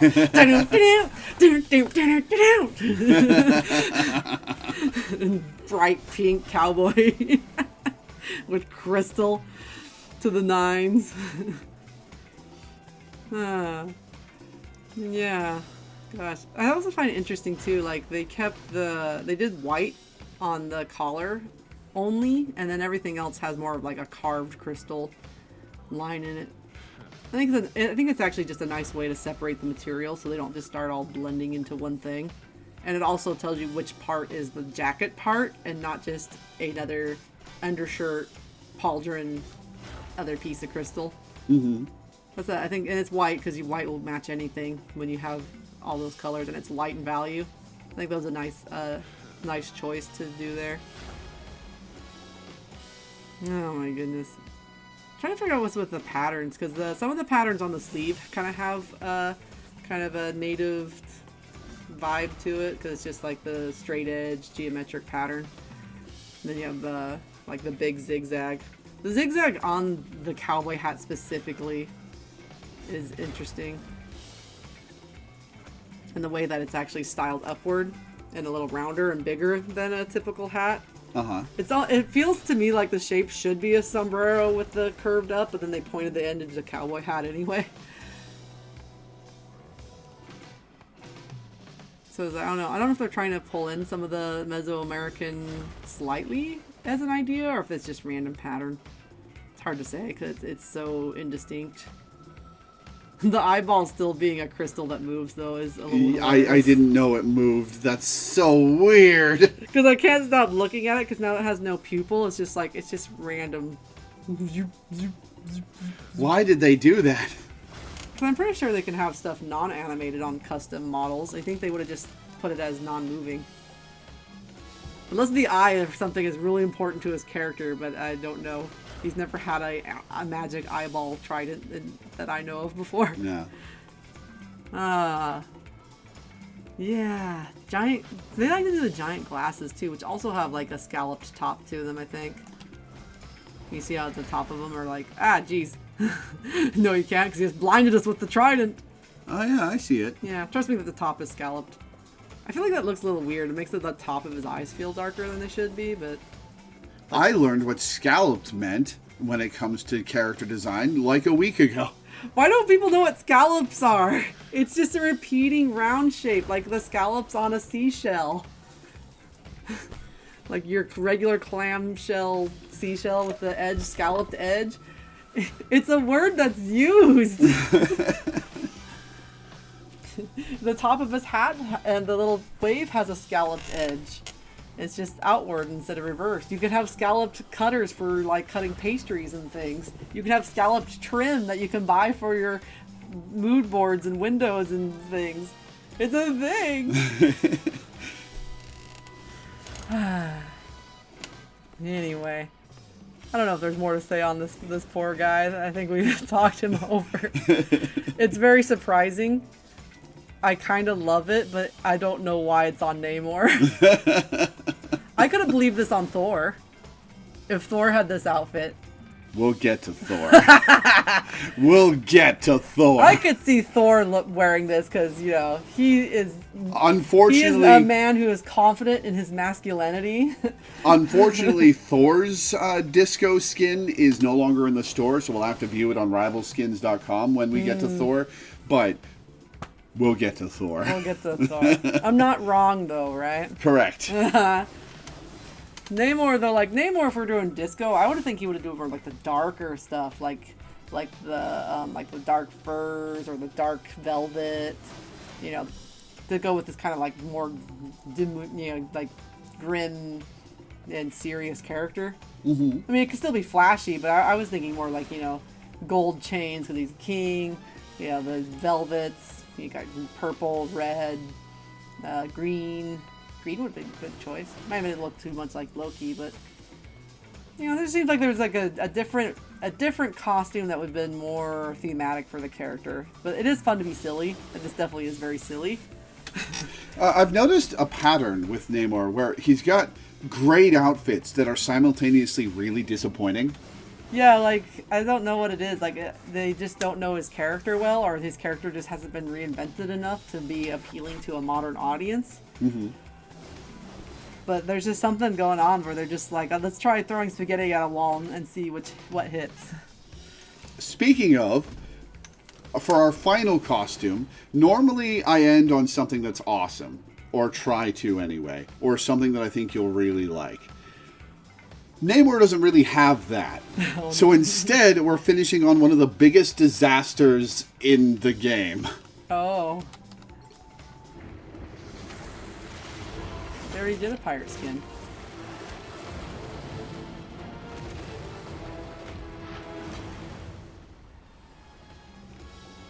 Huh.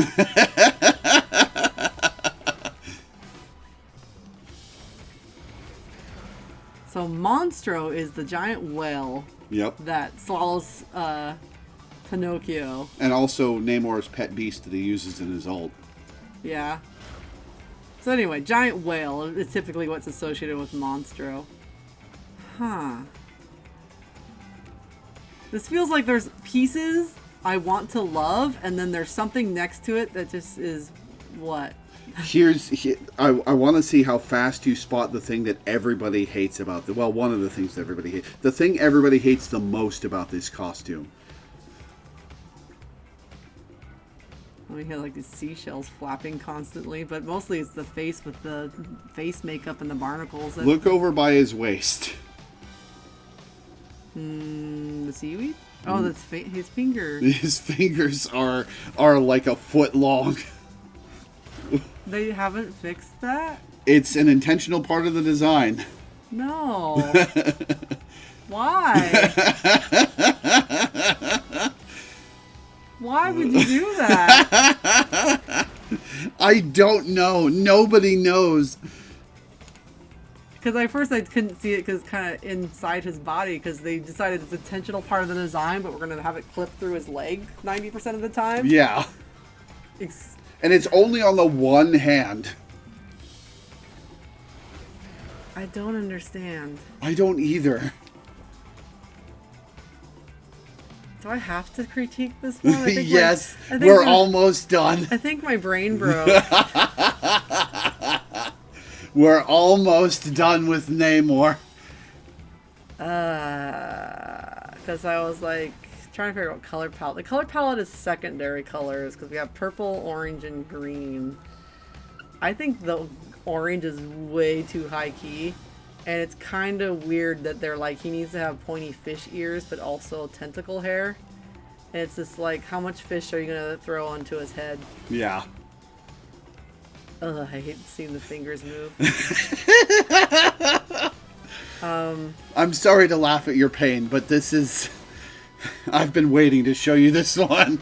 This one too, because he has no leg armor, you can really see that his little wingies are just attached to his legs. And in this particular costume, it feels extra grotesque because there's just fish parts everywhere. Yep. And I'm thinking, like, my only thought is the fingers might have been like, we want to do like he's turning into a fish tentacle monsterness, but why not just turn his legs or something into tentacles, or, you know, something not really weird. What's going on with the shoulder here? Is it just like, is that the, I was like, I'm trying to think if this is the mouth end of the octopus, but it's just not. It's all wrong to be the mouth end of the octopus. Yeah, I'm like, it's just like weird random spikies with a ball in the center. I can't think of any ocean thing that's supposed to look that way. Also, why are his barnacles made of metal? Yeah, they're actually kind of like reflectively shiny. Also, I still want to know what the hell's up with the makeup, because we have like magenta right underneath the eyes, then bright cyan, more blue, and then really dark blue eyebrows, and then a couple of like diamond motifs on the forehead, and then a little bit of a diamond on his chin. Like, he looks like a circus performer who's like having a bad day. They need to feel fabulous. Mm-hmm. Like, how does that fit the Monstro theme? Does it have a lore bit when you go to the side? You never truly know what stirs in the silent night, or what unknown threats lurk in the treacherous deep. There might be twisted creatures, assaults upon the mind, or age-old secrets best left buried. What will the waves wash ashore next?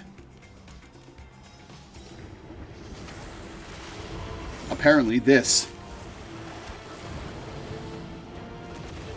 Because he's attacking some like shadow monster thing. Oh, that was a Venom symbiote.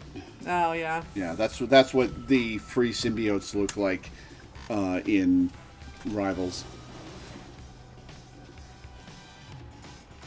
And then I have a lot of questions about what the outfit is, because I feel like the outfit is a pirate who got washed out to sea. He's kind of like, you know, the corrupted pirates on Davy Jones's ship in Pirates of the Caribbean. Mm-hmm. He's kind of giving that. Yeah, that's what I was thinking. Like I said, pirate washed out to sea and then drugged down to the depths. And I think they're trying to do it like a Davy Jones kind of vibe here with the pirate, because it looks like a pirate ship. Like there's, ragged sails, there's kraken, there's maps, there's weapons and also and cannons and things. So like it feels like that fits. And then his spear becomes an anchor. So I'm trying to figure out what. It's supposed to be it feels like it's supposed to be a ghost tail, but then they gave him a skin tone like he's alive. But the ends are kind of greenish. And then they have such a bright orange. And orange is not one of the colors they've associated with this character at all. Plus the helmet is the hat's super weird. I said helmet because the shape of it is super sharp. It's oversized like a Warcraft character's armor. Yep. It's so big it goes off the screen. Yeah. And I think the ears are a really bad choice because it just makes him look like an animal or a dog or something, because the ears are so oversized. And I'm thinking the tentacle hair does enough to show that he's a fishy weird, right? Mm-hmm. So I'm thinking just show more tentacles or make the little pointy ears just regular pointy ears or gone. And just have weird tentacles or something and just have him because he already has kind of long tentacle hair anyway. Just have more tentacle hair. And why is it so bright and orange and cheery? Why not go with a more reddish orange or a copper or rusty orange? Mm-hmm. To go with the kind of grim setting. Because I'm thinking with the setting, it's supposed to be spooky. And what about pumpkin bright orange feels spooky? Well, ask that to people on Halloween. I guess, but it just seems really bright and cheery and tropical and not at all threatening or scary or spooky. Mm-hmm. It also cracks me up how much motion is in the seashell necklace, because it just even his static animations make it shake around a ton. And I'm I don't think that's supposed to be an eye-catching motif. And then they did the makeup, which I'm are they trying to do ghost makeup, streaks of the face or ghost? I don't know. It's a mess, isn't it? Yeah, visually motif wise it's a mess. I think the scepter is pretty good though, because I think the pinks kind of wrap the orange together, and the orange is bright like a starfish would be, so that's not as distracting as on his head to me. I think they still could go darker with that, but I do like how the seaweed's kind of wrapped around it. The barnacles are not metal. If you notice. Mm-hmm. They're kind of this blue color. That's a pretty nice color palette. I don't know if it's spooky from the depths kind of color palette, but it feels neat and interesting. And I just think that's the only part that actually doesn't have anything wildly unmeshed as far as motif, color, or anything. I'm still just really stuck on the makeup. I know it's the only blue thing in the whole costume too. So I think it's supposed to bring you to look to his face, but just support that in your rest of your design, so you don't have to use the only spot color to get you to look at his mug. It's probably meant to contrast against the orange that's framing it. Maybe. And then the fingers just don't make sense. Yeah, they're distressing. I'm trying to think, is there any pirate monstro legend that would make that make sense? Because nothing's coming to my mind as far as folklore or anything that would. They look like limp carrots. Is there a Chinese sailor's folklore that would make that make sense? I don't know. I kind of hope not, so we can just hate this wholeheartedly.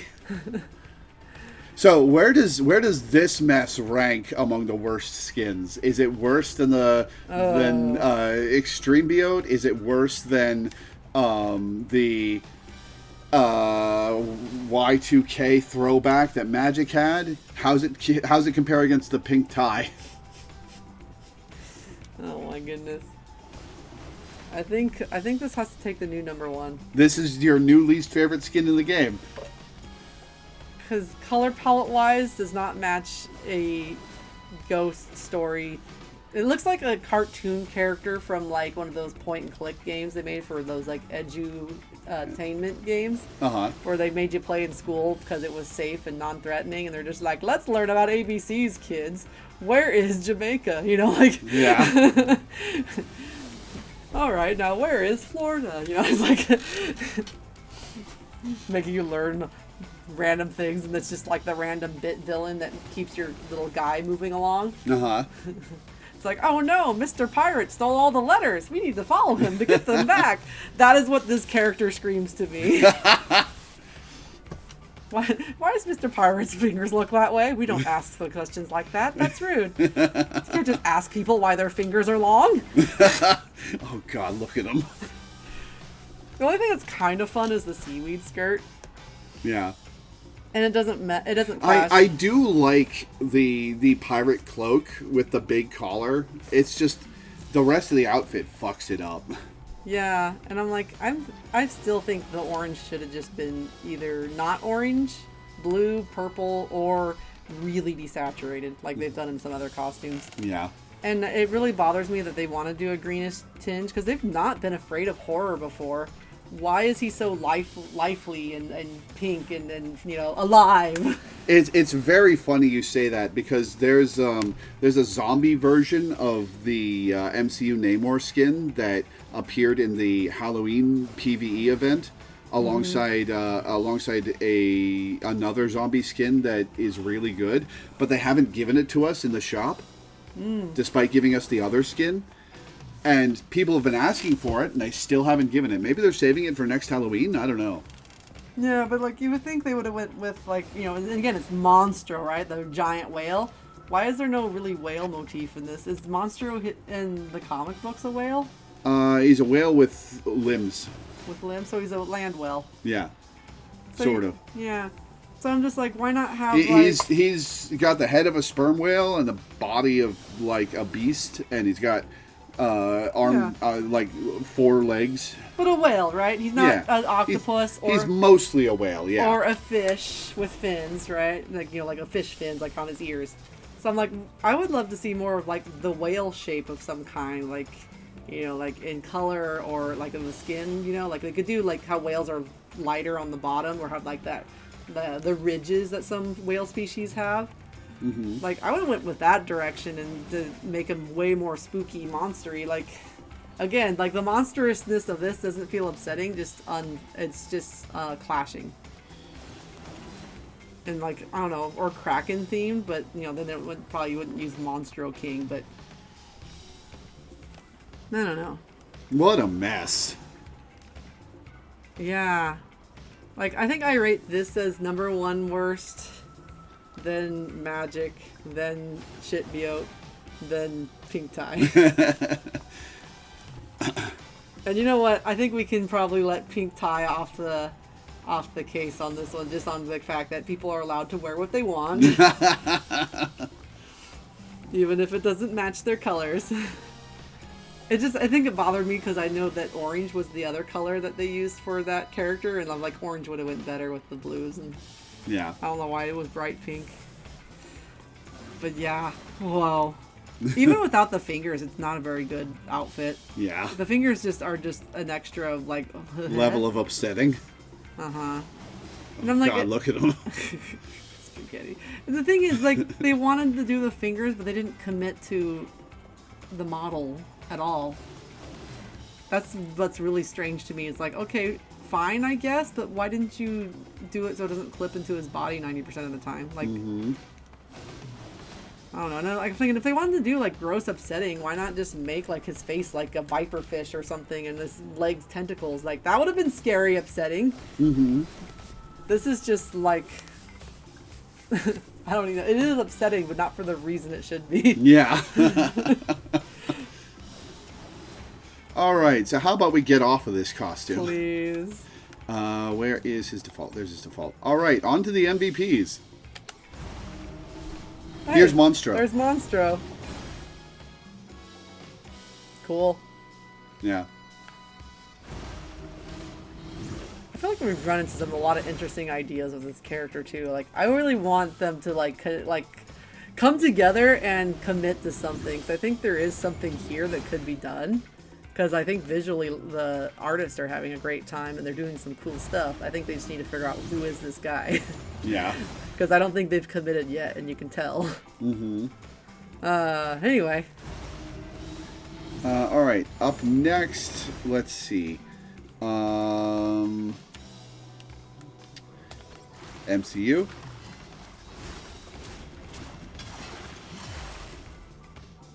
That's a nice end illustration. I like it. Yeah.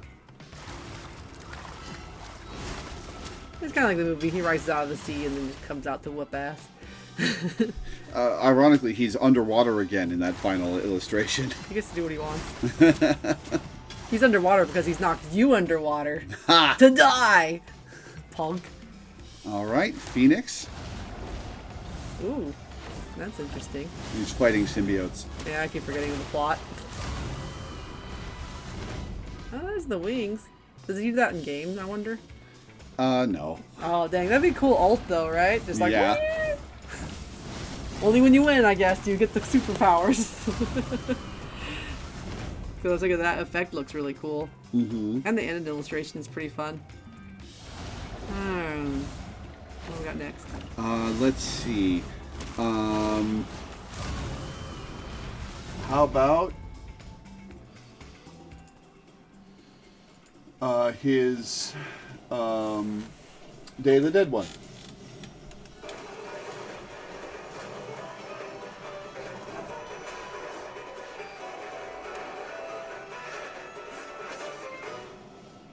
That's fun.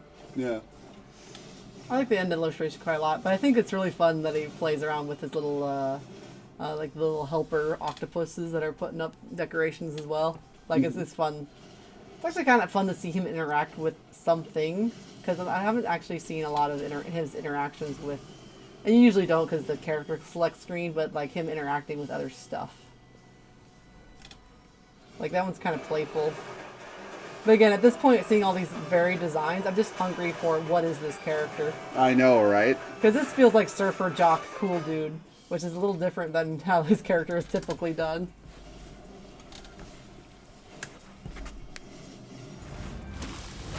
All right. Up next, the X-Men one. That's what Monstro looks like. Yeah. This is such a sexy design too. I just don't know what's with the. Why is it Namor? Yeah, I don't know what's with what the race bending they're doing.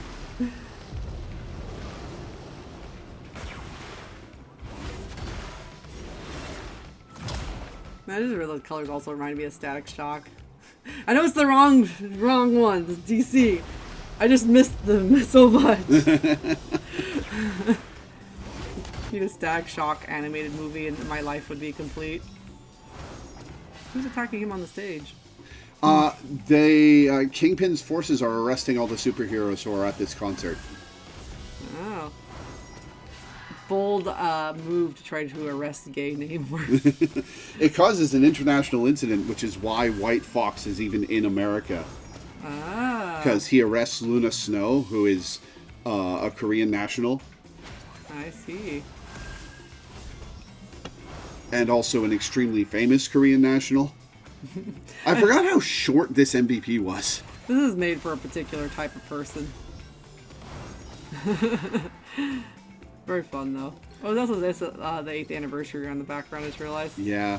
Spider-Man has a Luna Snow 8th anniversary skin, and the MVP is great until it shows Luna Snow 8th anniversary in the background. And finally...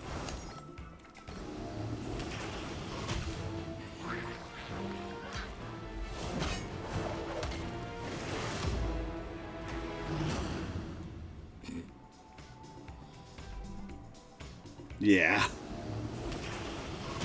Why is everything in the set way cooler than the costume? I also feel like the octopuses are color matched to him as well, but they still have like a lot more green than he actually does and a little bit of that orange-red color. Yeah. Oh, Monstro's in the background of that one too, actually. Yeah. Not easy to see, but he is there. All right, so Yeah. out of the MVPs, which is your favorite? Oh,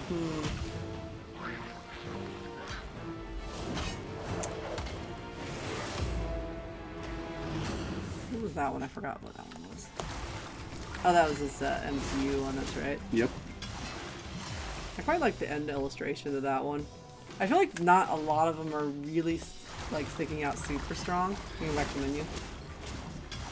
I think I like that one. Because I like that you get like a big shot of Monstro and it feels really energetic. The shark looks confused to be here. And then back to menu. What was this one? This one? Oh yeah, it's Monstro. What was that one? Oh yeah, that one. Okay. I had to remember which ones were which. I think the Phoenix one was actually the most interesting though. Like this felt really fun. And it shows off a lot of the physicality of the character. You get a little interaction and you get like these cool wings. Mm-hmm. I feel like it's between this one and the MCU one. I have to pick a favorite though. I can't just pick two. Yep. Why? I think I just like the end illustration of the MCU one better though. There's just a lot of empty space on the top of that one. And I think I like the little details of like the water running off, the little fish that come out when he comes out of the water, and how the fish are shown again in the end illustration. Mm-hmm. And I feel like there's a nice shot of like up and down as far as the movement of the camera. Because like, you know, you're down here, and then he comes down, and so, you know, feels nice. Okay. I think I'm going to go with that one. All right, and how about the costumes? Let's see. Go down the list a little bit. I want to see the recolor real quick. Really? The recolor? The recolor was nice. Because I like the white on the hair. But I also was going to look at that one. I was going to say, if your favorite costume of his is the recolor, that's a huge indictment of the rest of his costumes. Without like even considering it, yeah. Yeah. And then that one.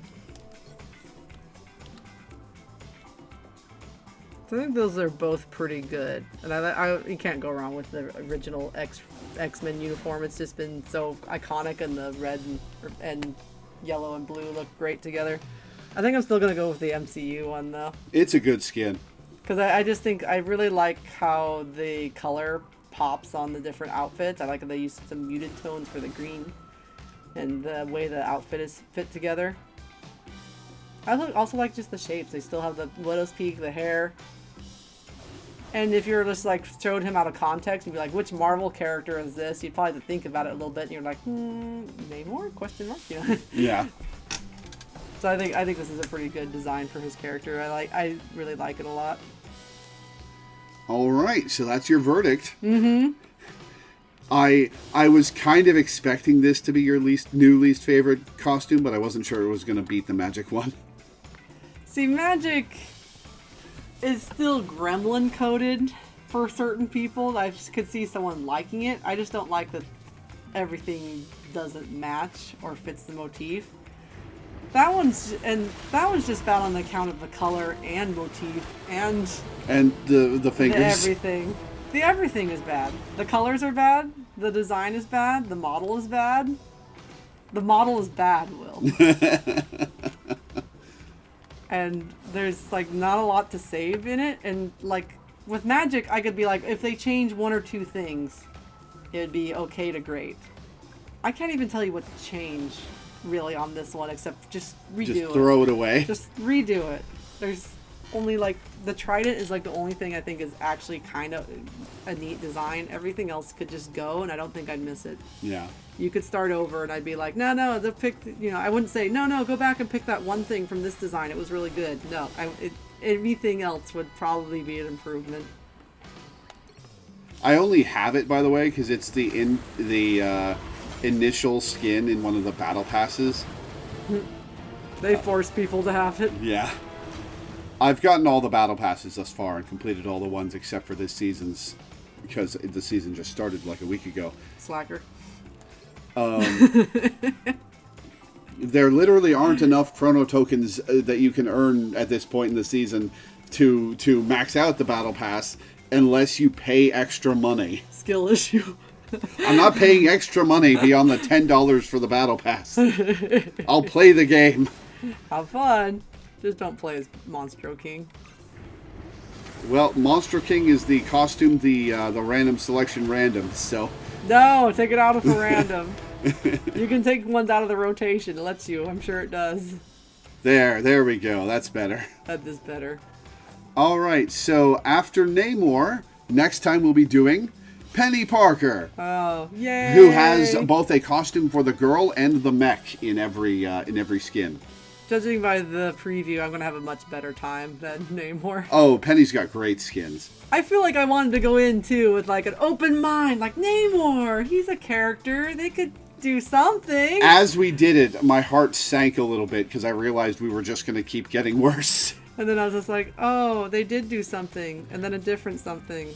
And then a different something. I'm a little surprised you didn't like this one very much. I thought it was okay. I guess just to me, it was just like a little too on the nose. Like, it was too expected. Yeah, fair. Like, it works. It's pretty. It's not, nothing about it is bad. It's just, I don't think anything about it was really eye-catching for me. But yeah, I'm looking forward to Penny Parker. Me too. It's got to be better than It will be better than Namor. All right, so that's going to be it for today. Thank you guys for watching. We will see you guys next time for Penny Parker. Hooray! Bye-bye. Bye!